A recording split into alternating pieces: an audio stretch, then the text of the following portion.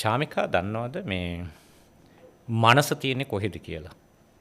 තම් දැන් නෙමෙයි ඔබගේ මනස කොහෙද තියෙන්නේ කියලා හෙව්වොත් උත්තරයක් දෙන්න පුළුවන්ද බැරිද? අවංකව කතා කරොත් අපහසුයි නේ. සිත තියෙන්නේ කොහෙද කියලා හෙව්වොත් උත්තරයක් දෙන්න පුළුවන්. අපහසුයි නේ. ඔබේ ශරීරය තියෙන්නේ කොහෙද කියලා හෙව්වොත් කියන්න පුළුවන්ද බැරිද? පුළුවන් නේ. මං ශාමිකාට දැන් කියනවා ඇහැ අල්ලන්න කියලා.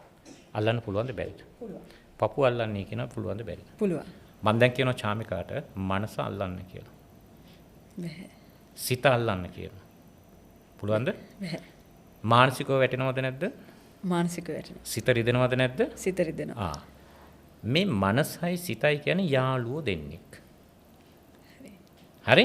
මේ යාළුවෝ දෙන්න කය తాවකාලිකව අරන් ඇවිල්ලා පදිච්චි වෙලා ඉන්නේ. එතකොට මේ කය ටැන්ජිබල් අල්ලන්න පුළුවන් සහ අන්ටැන්ජිබල් මනසයි සිතයි.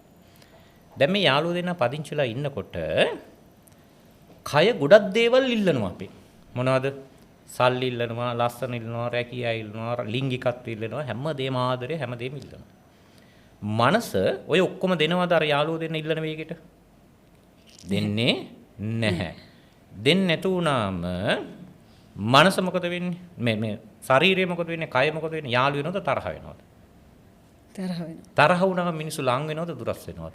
දුරස් වෙනවා. එතකොට මනසයි සිතයි කියන යාළුවෝ දෙන්නත් එක කය දුරස් වුණාම ඇති වෙනවා මැද රික්තකයක්.